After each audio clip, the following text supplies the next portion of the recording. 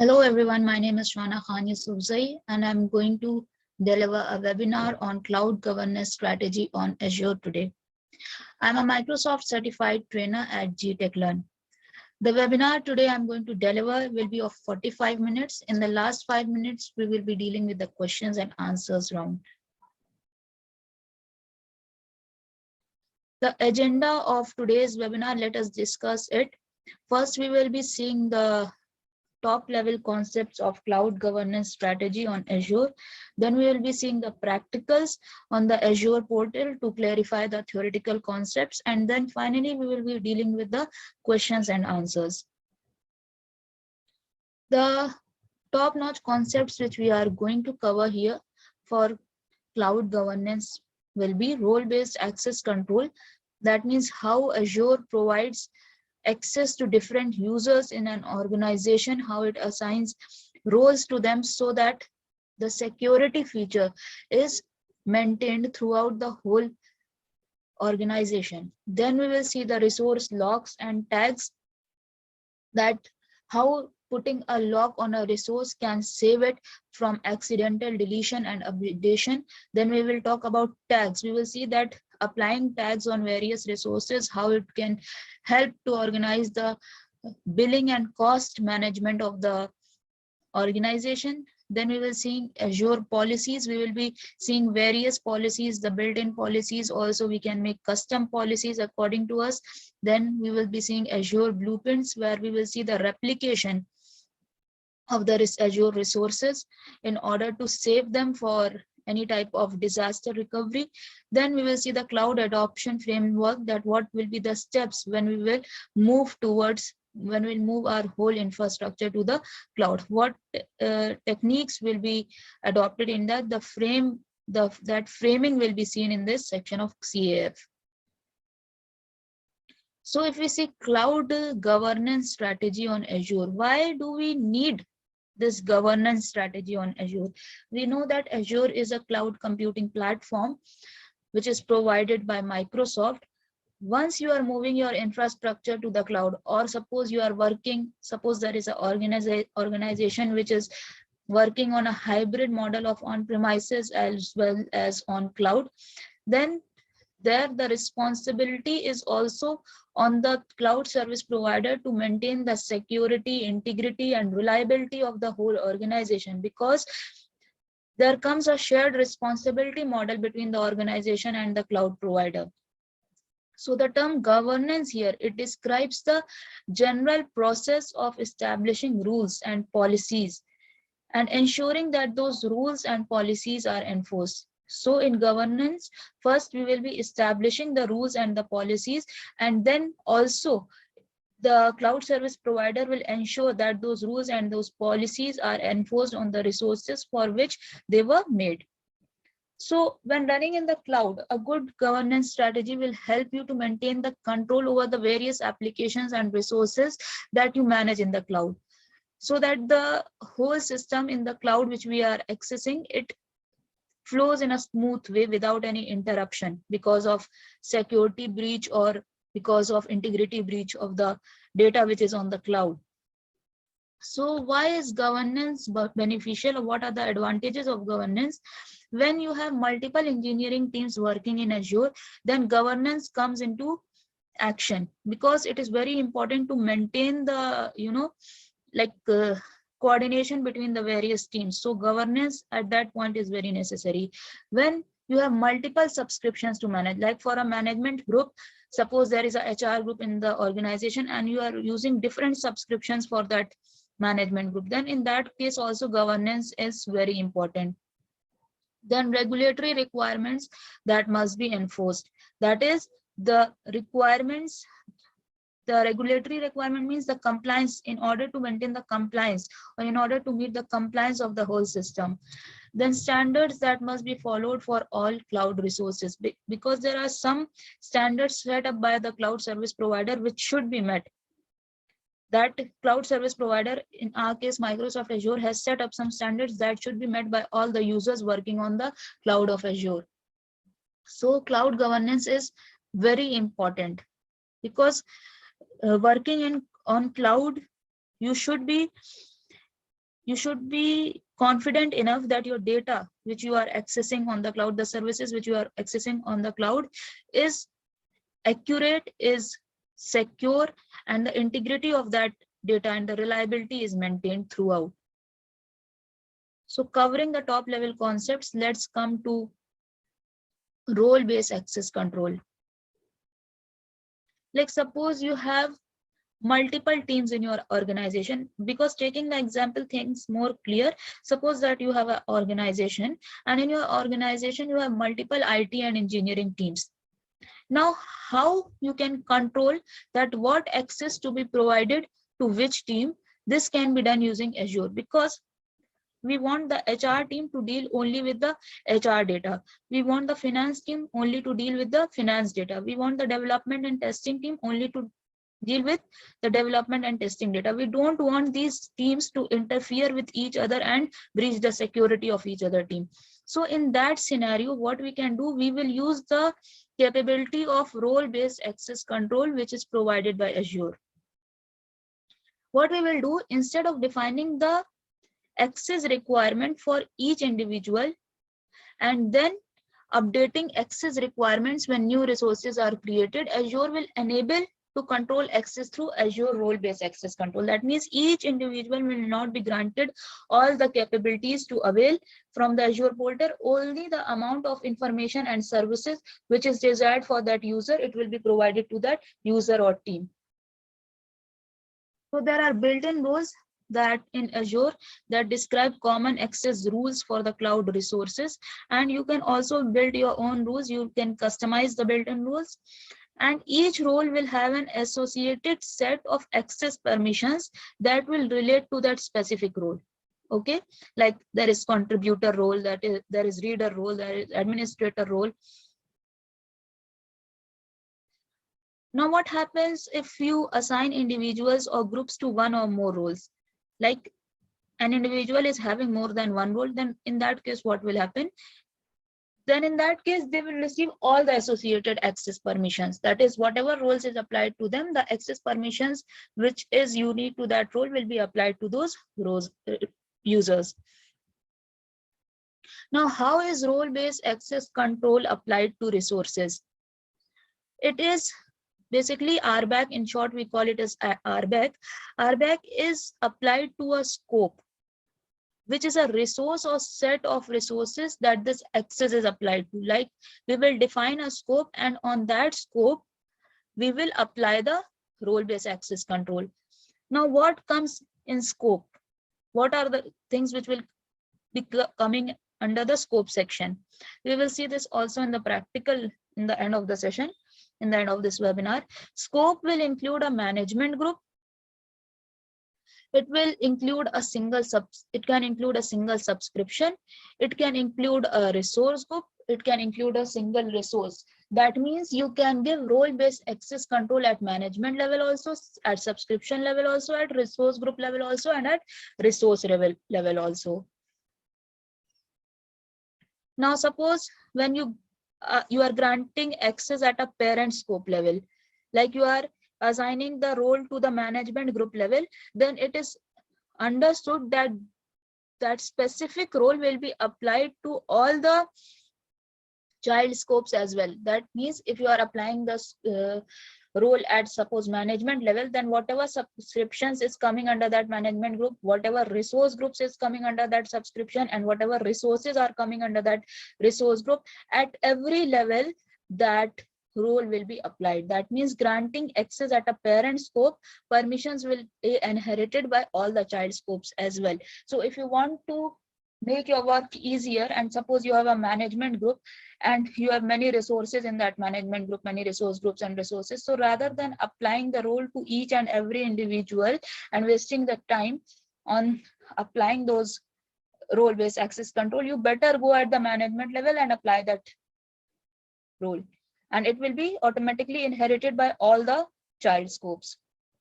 Like for example, say when you are assigning the owner role to a user which is at the management group scope, then that user can manage everything in all subscriptions within that specific management group. Similarly, suppose if you are assigning the reader role to a group at the subscription scope, then whatever members of that group are there, they can in that subscription. Okay, see, let us understand it more easily. You are assigning a reader role at the subscription scope. Okay. Now the members of that group, they can view every resource group and resource within that subscription. Clear? Now, if you want to assign the contributor role, suppose to an application at the resource group scope. Okay, that means you want to apply the role of contributor to an application and the scope is resource group.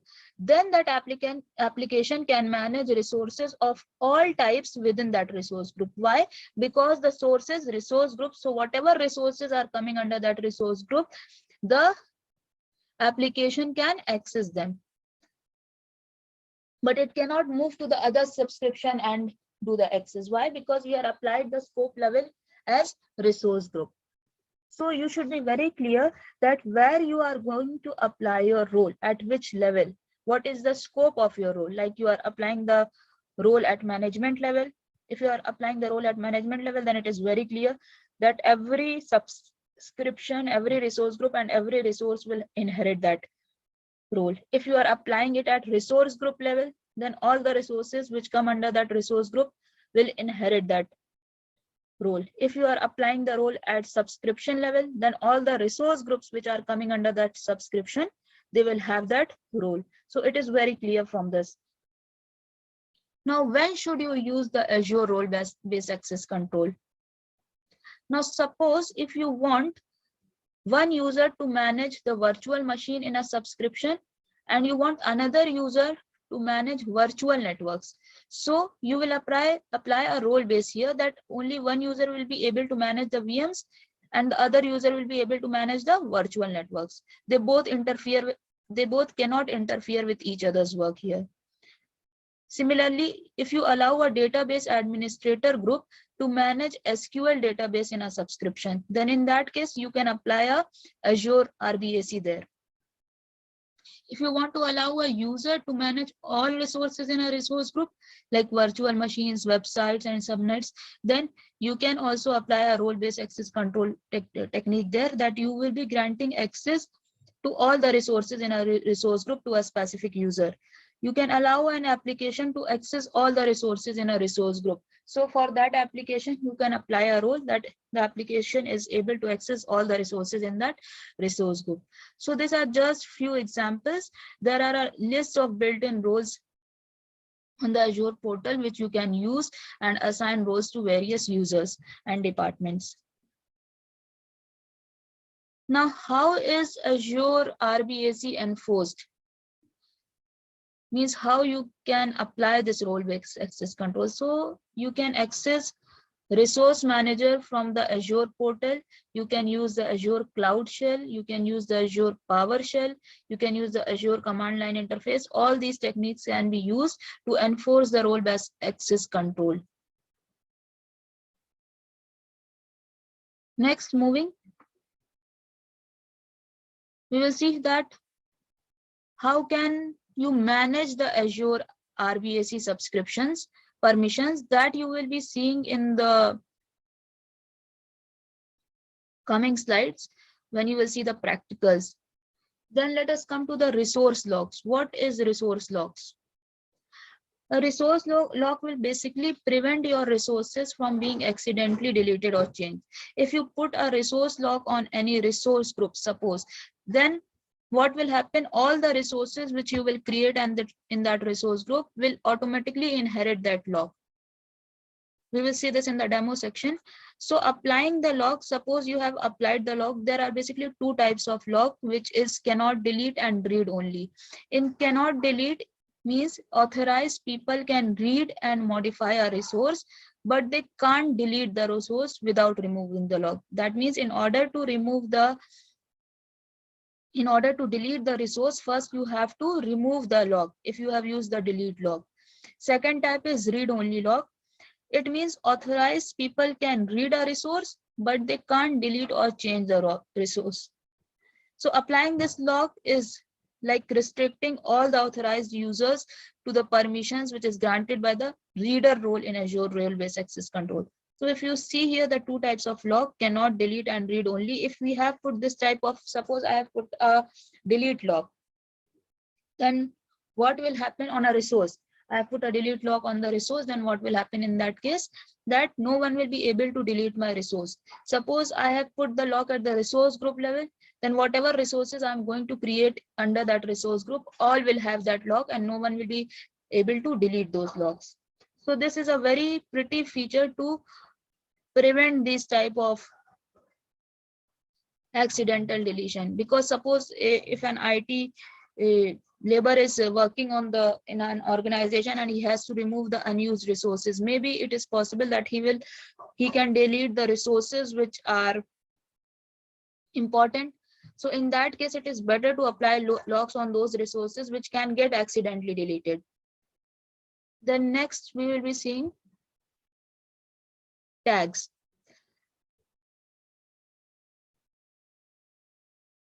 Tags is basically used to, it can basically organize your organizational structure. Like if you apply tags to different teams, you have an organization and you have different teams like HR team, finance team, marketing team. So it is better to give a tag value to each team so that at the end you are able to retrieve each team by using those tags. You can prepare separate billings for each team. So it is a way to organize the resources in any subscription by providing them tags. It is the best way to organize any resources.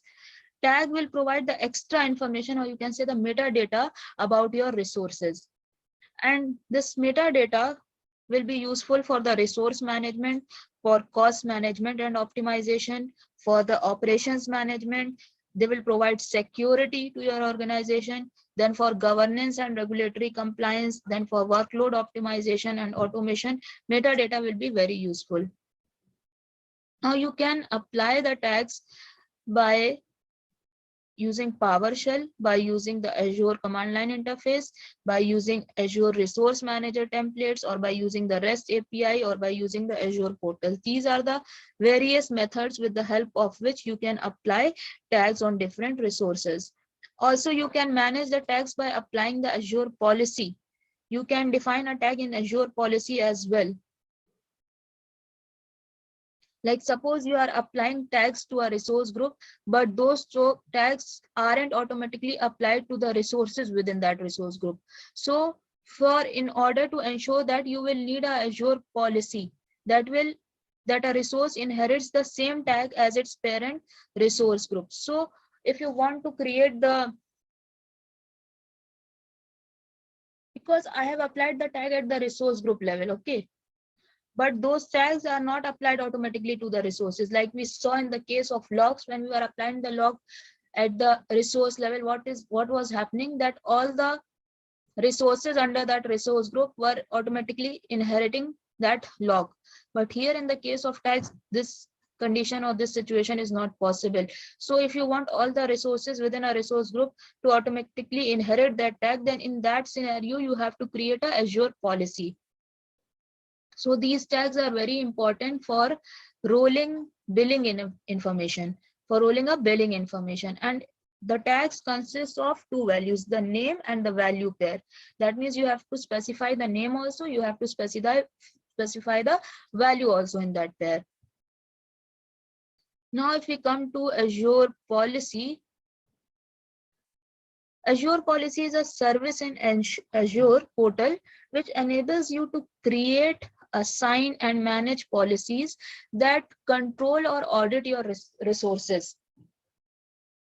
Okay, in order to control and manage your resources, you apply the policy. When you apply a policy at a resource group level, you see how you can manage all the resources in that resource group.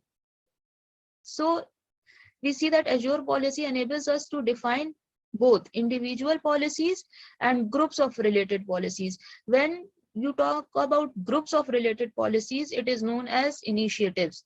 A single policy is known as policy, but a group of policies is known as initiatives. Now, what does Azure Policy actually do?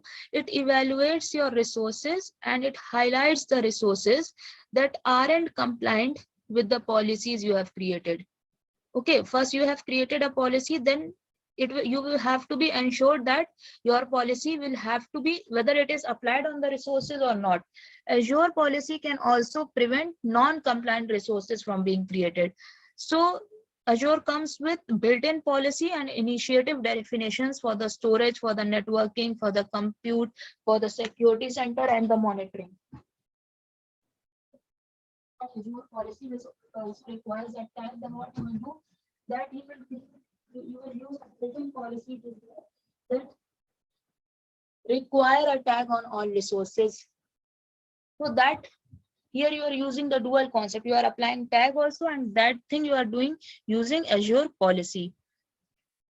So first thing what you have to do while implementing a policy, that first you have to create a policy definition, then you have to assign the definition to the resources, and then you have to review the evaluation results that whether that policy is working or not.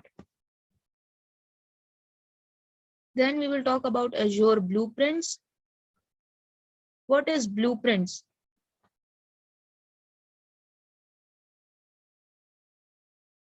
Azure Blueprints, you can take it as, or you can define it as a repeatable set of governance tools and standard Azure resources that your organization requires. That means if your development teams want to rapidly build and deploy new environments, then that can be done using the Azure Blueprints. They can build and deploy new environments with the knowledge that they are building within organizational compliance with a set of built-in components. So Azure Blueprints orchestrates the deployment of different resource templates like role assignments. Not only, it will also orchestrate the deployment of role assignment, policy assignment, then Azure Resource Manager templates, then resource groups. Everything can be done by using each of these things can be replicated by using the help of Azure Blueprints. Because what you are doing, you are creating a repeatable set of those things by using the Azure Blueprints. So if you want to implement a blueprint in the Azure subscription, you need 3 steps. First, you create an Azure Blueprint. Just like you created the policy, you have to create the Azure Blueprint. Then you have to assign the blueprint, and then you have to track the blueprint assignments. And by using these Azure Blueprints, the relationship between the blueprint definition and the blueprint assignment is preserved. Now, what is blueprint definition? Blueprint definition is what should be deployed, and blueprint assignment is what was deployed. That means definition is telling what should be deployed, and assignment that what was deployed. So these are the things which needs to be considered here. So you can see here it is written, Azure Blueprints makes it possible for development teams to rapidly build and stand up new environments. They can quickly build trust through organizational compliance with a set of built-in components like networking in order to speed up development and delivery. And they can deploy the role assignments, the policy assignments, the ARM templates, and the resource groups as well. Then we move to the cloud adoption framework. Cloud adoption framework consists of tools, documentations, and proven practices. And it will include the stages mentioned here. The first step, you have to define your strategy. Then you have to make a plan. Then you have to ready your organization so that it can move towards the cloud. Then you have to adopt the cloud infrastructure, and then you have to govern and manage your cloud environments. So if we see the first step in cloud adoption framework or any new work, when we are going to start, first we have to define the strategy. Here what we are going to do, our work is to move to the cloud. So the first thing we have to do is we have to define the strategy, that why you are moving to the cloud, what you want to get out of the cloud migration, that what are the reasons why you want to move to the cloud. First, this goal should be very much clear. Then you need to scale to meet the demand or reach to the new markets. So The major steps in this stage will be that first you have to define and document your motivations, that why you are moving to the cloud. You should be very clear about your aim. Then document the business outcomes. Then you have to evaluate all the financial considerations involved in that. And also you have to understand the technical considerations which will be involved in your organization. Once you are ready with the strategy, now you have to bring that strategy into action. For that, you have to make a plan.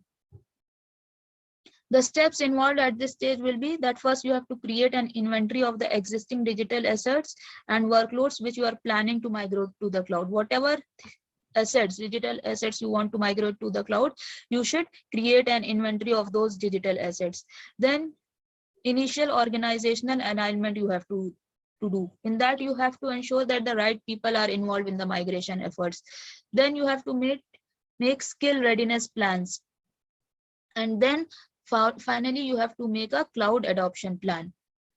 Then you have to ready your organization to move towards the cloud.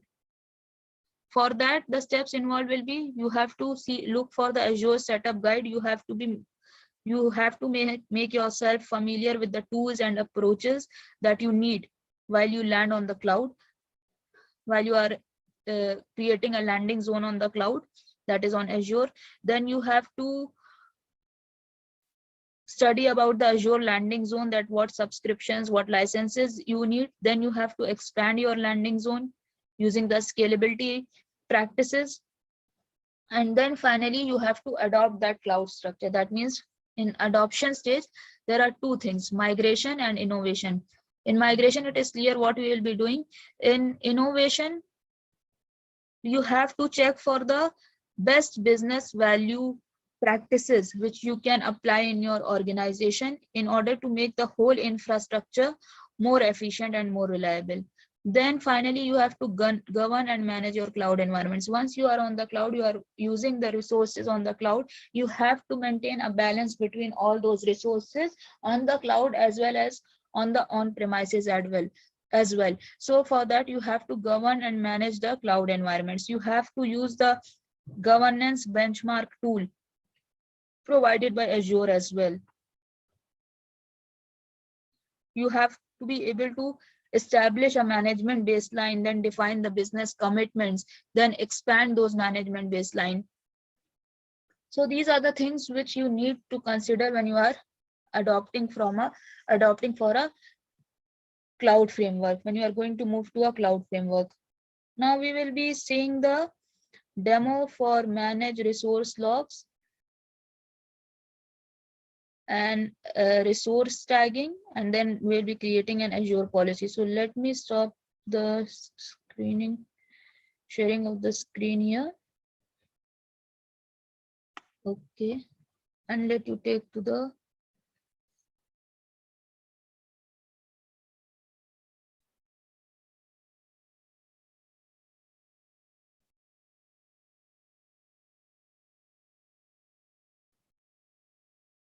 practical section.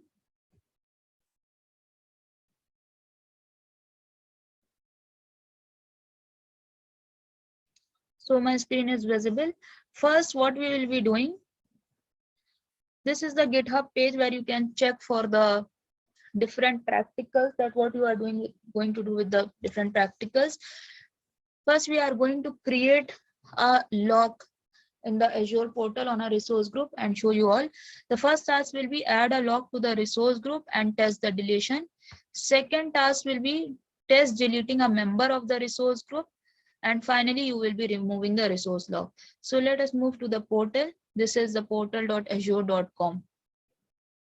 I have to create a log. For that, first I need to create a resource group. Okay, so I already have a resource group here. I can use this also, or I can create a new one. I'm going to create a new resource group here and show you all.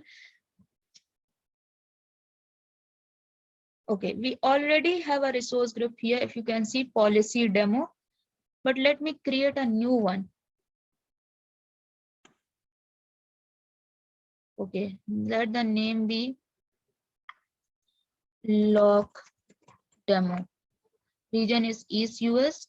No need of applying tags, just review and create this resource group.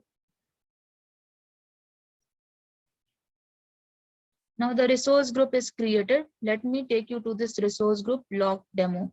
On this resource group, I am going to apply a log. So in this section, you can, in the overview section, you can see the various description, like I've used Azure Pass sponsorship, no tags have been used, no deployment, the location where the resource group was deployed is East US. Let me apply a log here on this resource group. In the settings section, go on the logs. You can add a log from here. Let the name of the log be log 01 and the type be delete, so that no one is able to delete my resource group. Okay, now this tag is applied here. Let me take you back to the resource group. From here also you can go. I applied the lock on this resource group. Let me take this resource group and try to delete it. Okay, let me delete this resource group now. Here you can see the option delete resource group. Okay, it is asking to type the resource group name here, so you can simply copy the name of the resource group from here, log demo, and paste it here. You can also type it, it depends on you. Try deleting this.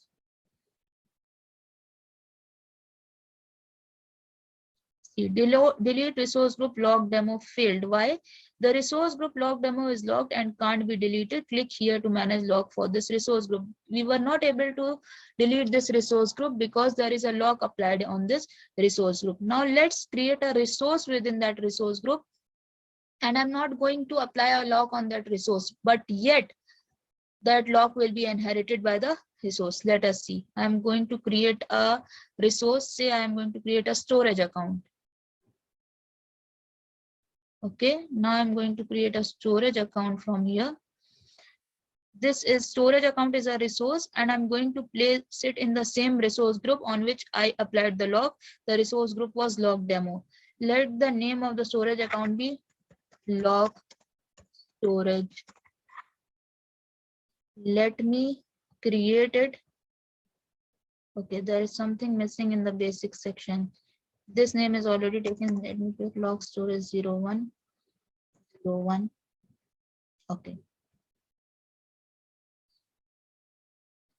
Okay, let me change the location to Asia. Why I'm going to do so?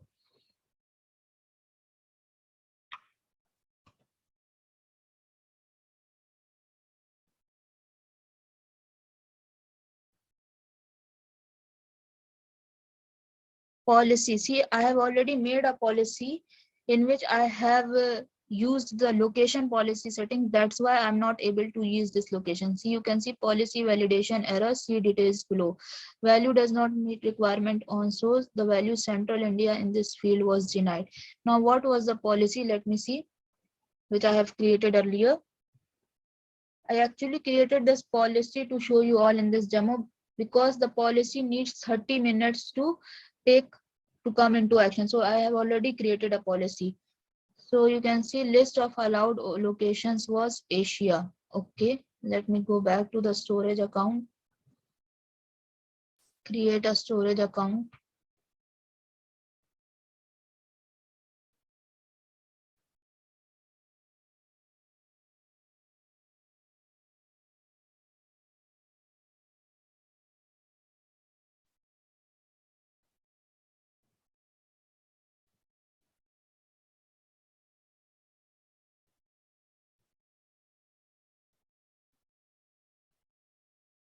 It's not going to take. I think I need to delete that policy from here. Okay, so let me take you to the policy section.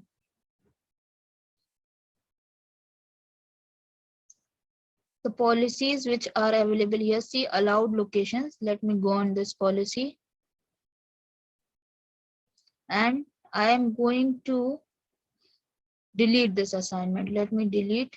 Do you want to delete the assignment? Yes, because I'm not able to create my storage account in any other location rather than other than Asia. So I've deleted this policy. Let me take you back. And now I'm going to create the storage account again and check that whether I'm able to do so or not. So resource group is log demo. Storage account name, let it be log storage demo. Okay.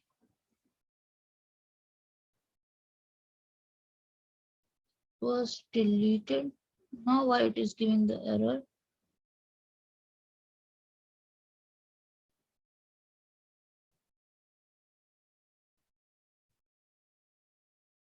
Okay, another policy is created. The value Japan West. Oh, I already created one more policy in which I put the name, the area to Japan West.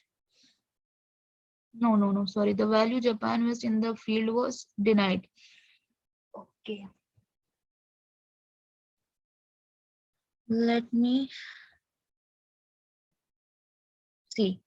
Because the changes take around 30 minutes to take effect, I think this policy is still working.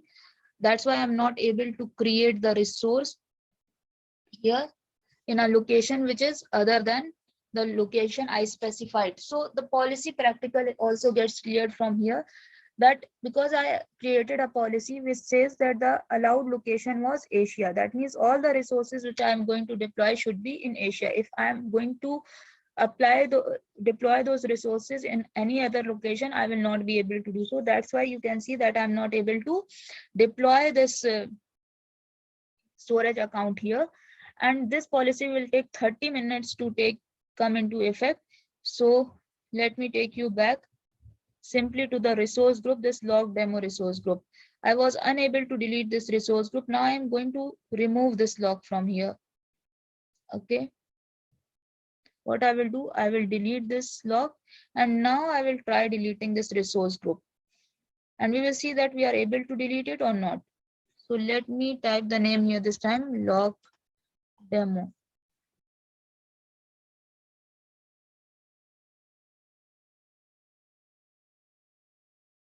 Delete resource group log demo failed. Why?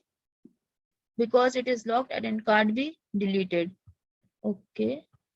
But I already removed the lock from here. Let me check once again. There are no locks here. Then why it is not, I'm not able to delete it. Let me check again. No need to worry, it happens sometimes. Let me delete the resource group.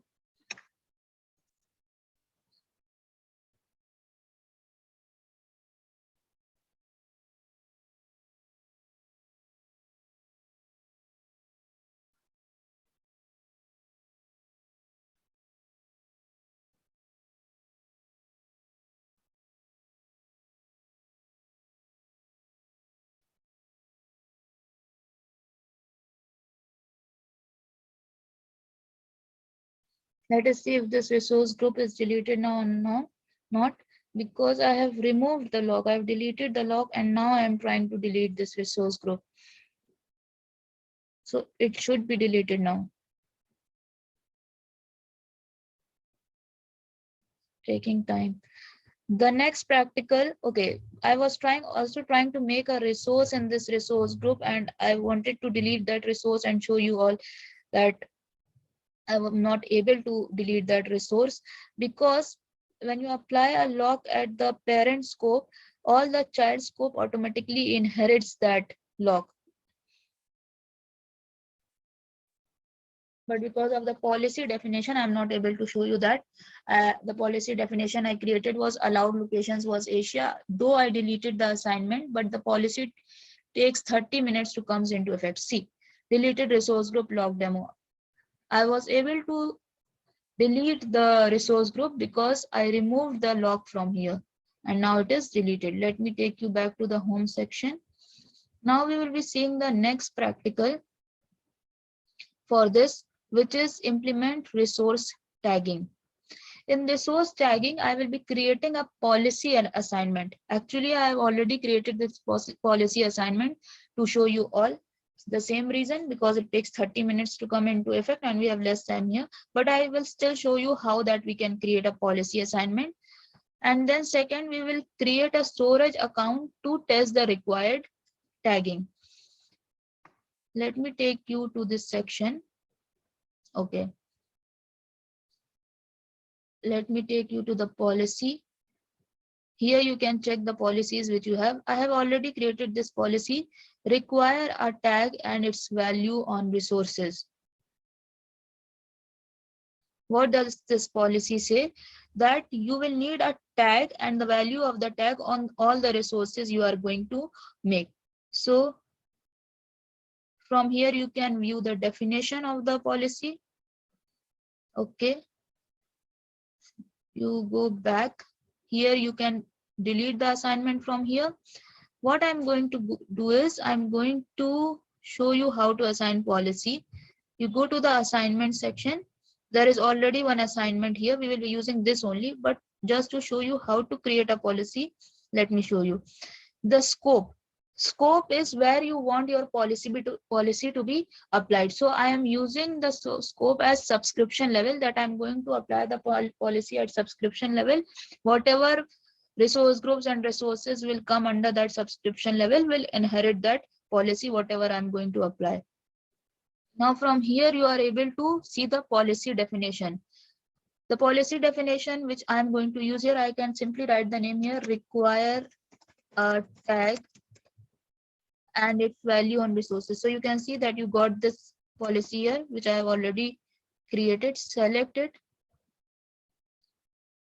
Next, tag name. Here you have to mention the tag name. I have already created the tag name company and the value was Pontaso.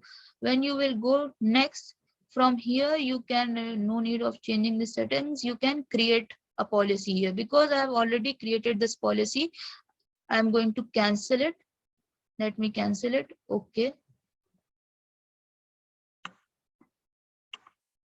Okay.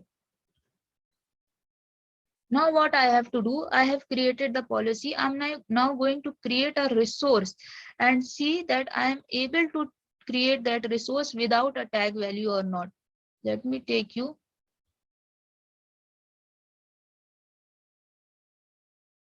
And I'm going to create a storage account here. Storage account is also a resource. Create storage account. Subscription will be Azure Pass sponsorship. Resource group, let it be in the resource group policy demo. No need to change it. Let the name of the storage account be storage. No, because I'm doing tagging, tag storage. Let the name be tag demo. Okay. I'm still not able because, okay. Again, that policy is still in effect. That's why I'm not able to create the storage account here.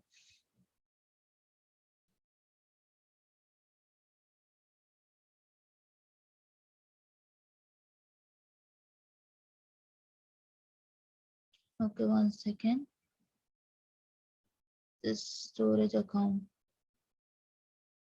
It was not one. I deleted this one.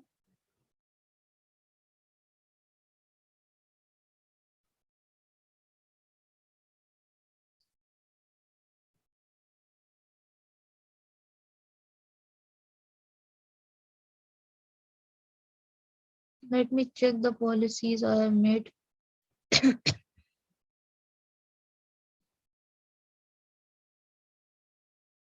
Only one policy is in working here. That policy, because that policy is still in effect, I'm not able to create the one. Okay.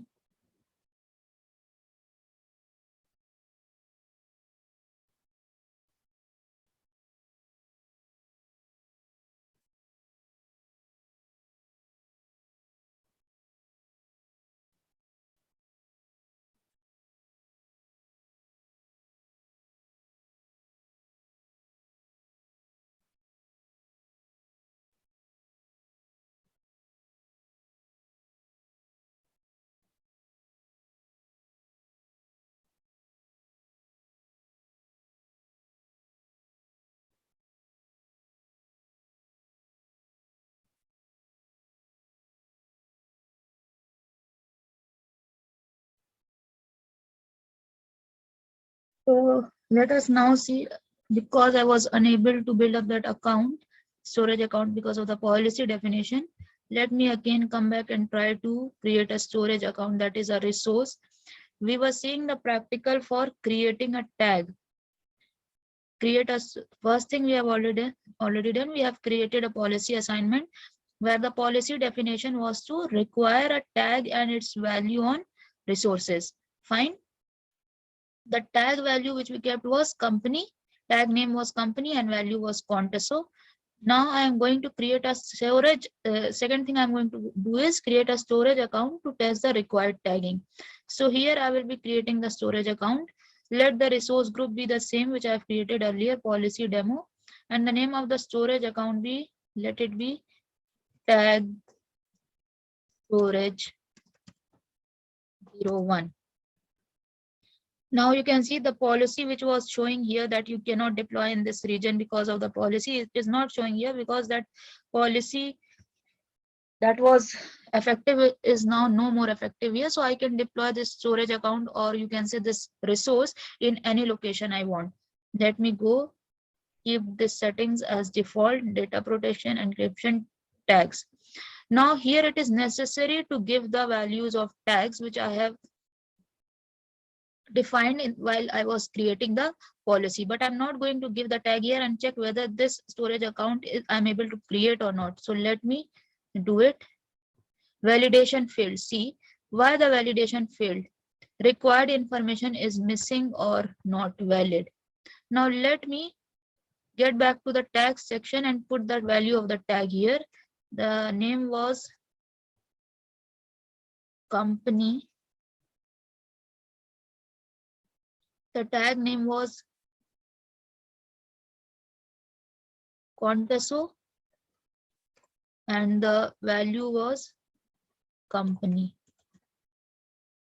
Now let me review and create. Validation passed.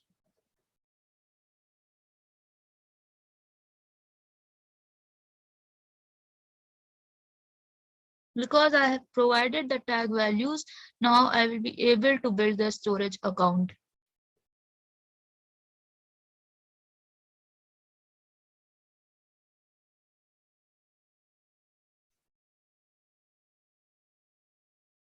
The deployment is in progress. So I have shown the example of using tags, and those tags I have defined using the Azure policy. I went to the Azure policy section. I assigned the definition of the policy as required a tag on its resources. Then I tried to build a resource that is a storage account, and I didn't apply any tag value on the storage account. Then you saw that I was not able to build the storage account. Next, I gave the value of the tags, that was the tag name Conteso and the value company, and now I was able to build this resource. Now you can go and see this resource. See, the resource group was policy demo and the tags was Conteso company. You can see here it was deployed in the East US location. Now let us check for the tags we have. Let's go to the tag section from this all services blade. Here you see this tag is mentioned here, which we have created using the Azure policy, Conteso and company. Okay, you can delete it also from here. Now with this resources, with this tag here is mentioned. We created a storage account under the resource group policy demo with the location East US and subscription Azure Pass sponsorship. So this resource is having this tag Conteso and company. So when you want to see that which resources are using those tag values, simply you have to go to the service blade and type tags, and for that tag whatever resources have inherit that tag will be displayed here, because here we have only one resource, that is the tag storage 01. Only one resource is displayed here. So this was all about creating a tag, and we also mentioned how we can create log. Now I can show you again how we can create a policy definition by using some other built-in role. I'm going to show you. Let me show you. I'm going to use a policy definition here. Going to do a policy assignment here. Let me first check how many policies we already have. So you can see this policy which we have made. require added tag and its value on resources. Let me delete this because I don't no longer need this. Let me delete this assignment. Let me delete it.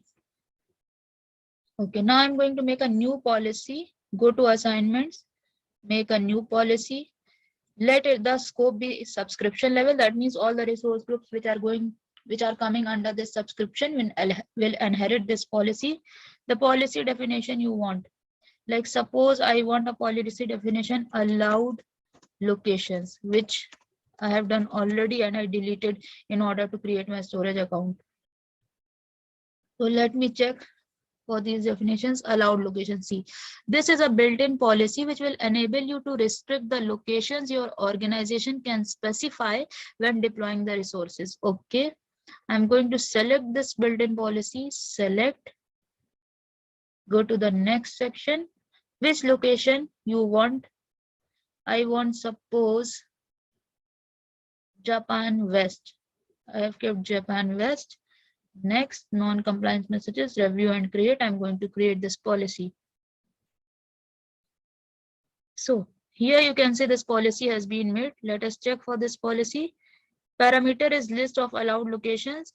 The parameter value is Japan West. That means now you can, the resources now you are going to create must be deployed in this region only, Japan West. Other than this region, if you are going to deploy your resources, you will not be able to create your resource because you have a policy which you have applied at the scope level of, which you have applied at subscription level. That means the scope of this policy was subscription. That means all the resources will inherit that policy. Because this policy will take 30 minutes to take into effect. Let me check. Let me try checking this. Let me create a storage account and see. Okay, let me delete this one. Yes, I want to delete this one, deleting the resource, and I'm going to create a new storage account. Okay, the resource group, let it be same. Storage account name, let it be policy storage. Okay. Here you can see you are able to build this in East US location because this policy is not in effect right now. It will take 30 minutes for this policy, at least 30 minutes to come into effect. So you can deploy it in East US. Once the policy is in effect, you cannot use any other region, any other region from Japan West, because in that policy I have assigned the value of allowed location as Japan West. So this was all about the practicals. Now let us come back to our slides.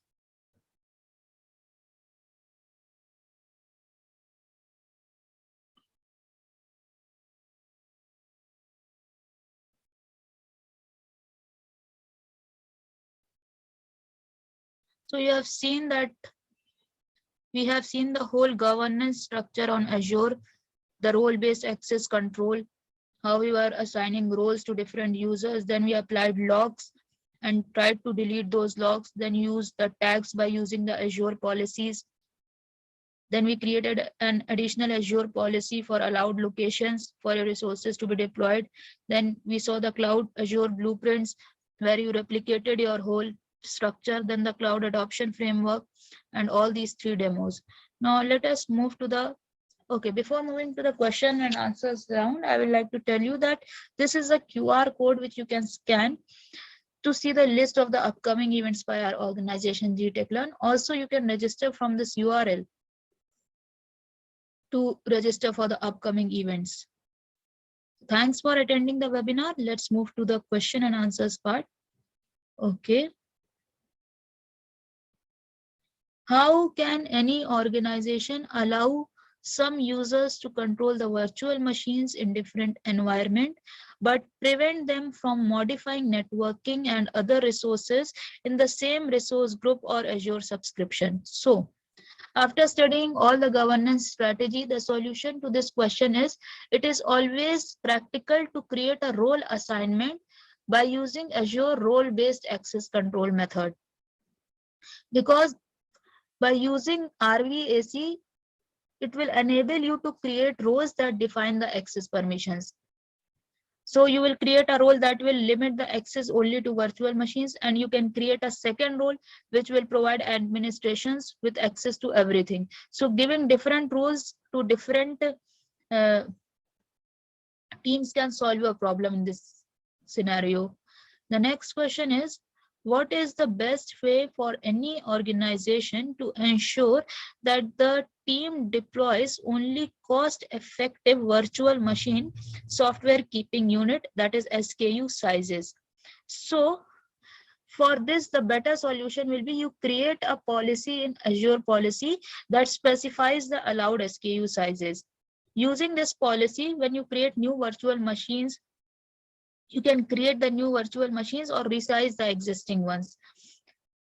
So using a Azure policy to deploy cost-effective virtual machine SKU size is the solution to this question. Because you can specify all the things you want by assigning the policy definition, like what size you want for your virtual machines. Next question is, which is likely the best way for any organization to identify which billing department different Azure resource belongs to? Okay, so for billing purpose, the best practice is to apply a tag to each resource that will include the associated billing department. Like for HR department, use a different tag. For a finance department, use a different tag. For administration, use a different tag. For IT administrators, use a different tag. So the tags will provide additional extra information or metadata about your resource. Also, you can use Azure policies to ensure that the proper tags are assigned when you are provisioning your resources. So the best solution to this question is by using the tags, you can identify the billing for different departments. So that was all for today's webinar. Thanks for attending. See you all in the next webinars. Thank you so much.